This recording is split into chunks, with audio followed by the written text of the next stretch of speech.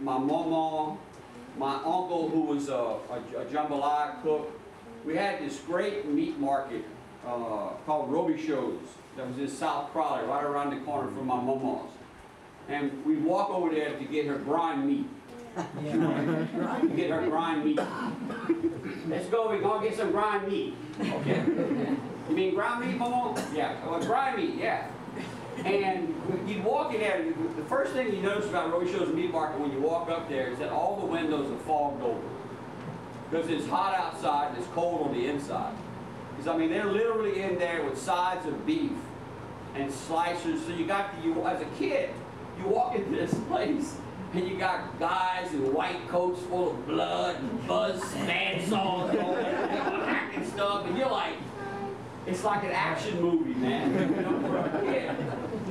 So, it was just really, I mean, and I you don't realize at the time, I didn't realize at the time, but thinking about it now, because there are no places like that anymore. Very few. There's a few slaughterhouses located on the peripheral, but not in town. But not in town. You know, I mean, this was one of several that was in town. I mean, 2 blocks from the house.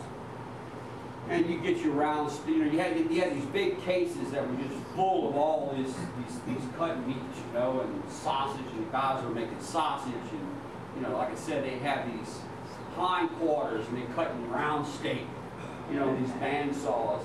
So it was just a very cool place, and I think through that, you know, that osmosis of being around that stuff is what kind of, because I was working as a welder's helper down in the shipyard in Morgan City, and I was living with a couple of buddies of mine, and somebody had to cook, so I just kind of started cooking recipes out of cookbooks.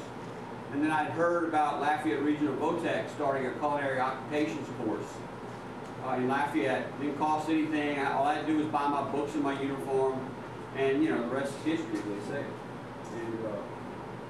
And well, Pat's working on that. Let me give you a little bit of historical, rewind a little farther back. Pat mentioned that about the business of walking into a slaughterhouse and seeing all these, it looked like an action movie. We grew up in a remarkably different way from the way our grandparents and their parents grew up.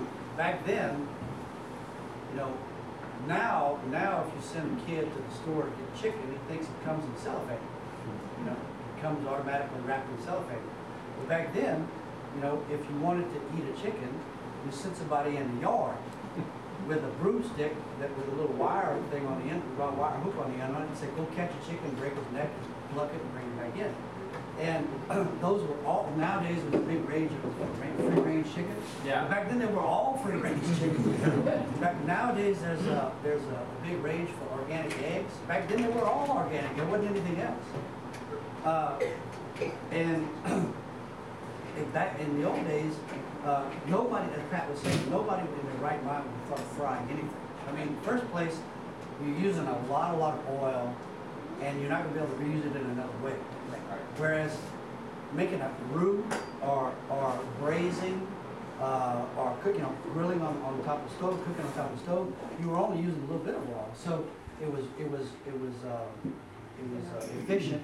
And if you cook your meat in a pot, you keep your drippings, keep a lot of flavor.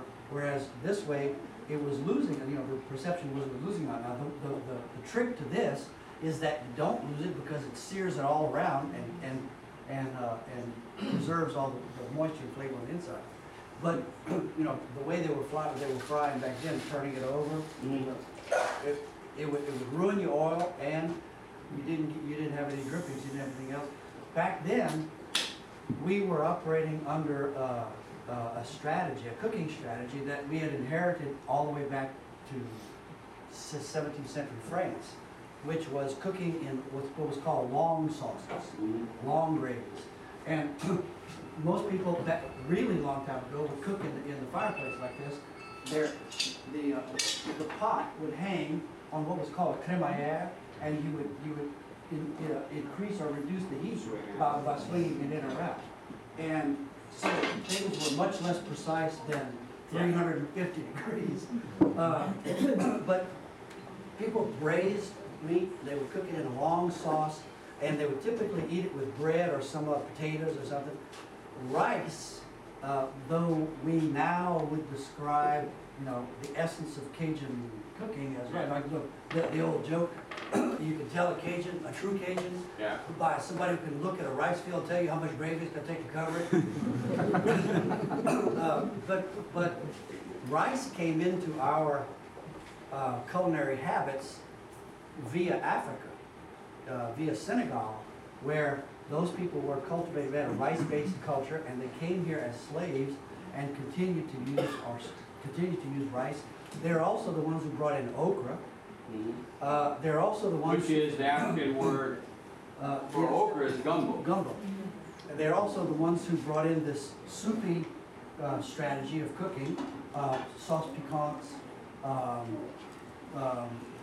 court bouillon, gumbos, cooking in long processed soupy mixtures, and serving that over rice. Gumbo, take gumbo for example, in order to make a chicken gumbo in the old days, nobody in his right mind would have ever made a gumbo with a fryer. Because a fryer was up and coming. That fryer was still going to lay some eggs. What you made a gumbo with was that old hen that was past her prime. She was, you know, getting slow on the egg production. She was the one that you got, or the extra roosters. Now, have you ever made a gumbo with a rooster or an old hen? You better have some patience. It's going to take a while. It's going to take a while. But that's the only kind of gumbo that anybody in his right mind would have made. Nobody would have ever wasted a fryer, neither by frying it, nor by making a gumbo with it. You made a gumbo with a hen, an old hen, or a rooster. And the original way of making gumbo, as its name might imply, was by browning okra. This was before roux. Browning okra until it got, if you ever notice, if you brown okra enough, it'll caramelize. And it'll create a brown, caramelly bottom. And then they would put onions and bell pepper, or onions, whatever else they had in there to put in, and water, and make a soupy mixture that was brown in color because of the browned okra, and cook the chicken in it. A lot of people nowadays claim that the best way to cook a chicken gumbo is to brown it ahead of time, and then use that and the drippings in the gumbo. It's a strategy, but what you gain in the dripping flavor, you lose in the broth contributing flavor. If you cook your chicken in that broth, it actually contributes more flavor to the broth. It makes a real pungent broth. But back then, a gumbo would have been made with a brown okra base and probably a chicken. If you live close to the coast, you might have a seafood gumbo. But remember, seafood goes bad almost immediately without refrigeration. And back then, there were no ice boxes, there were no refrigerators, no way to get anything from the coast. So people who lived in Houma had seafood gumbo. But people who lived in Church Point, I guarantee you, never heard of it. And the wonderful thing about gumbo is that it's so flexible. You can make turkey leftover gumbo, chicken gumbo, seafood, shrimp and okra, any combination, crab. I've even heard of 7-steak gumbo. 7-steak gumbo. Gumbo zab. Gumbo zab, all kinds of different combinations. So gumbo was very flexible. It was a flexible cooking strategy that accommodated readily available ingredients that you could put your hands on and trust to not be spoiled. And if you go back and look at some of the early gumbo recipes, especially from the New Orleans area, and the Times-Picayune cookbook is a great reference for this. There was no roux. And if there was roux, there was maybe a tablespoon or two. But it was all okra based. Yeah. And then and what happened was people started realizing, if you think about it, Pat was talking about common sense a while ago. If you think about it, when do you want a gumbo? What do we describe as, ooh, it's gumbo weather? When is there a run on hens at the best time? Right? It's when it gets cold, cold snap. Well, that's not when okra grows. Right. Okra grows in the summertime. So before any kind of way to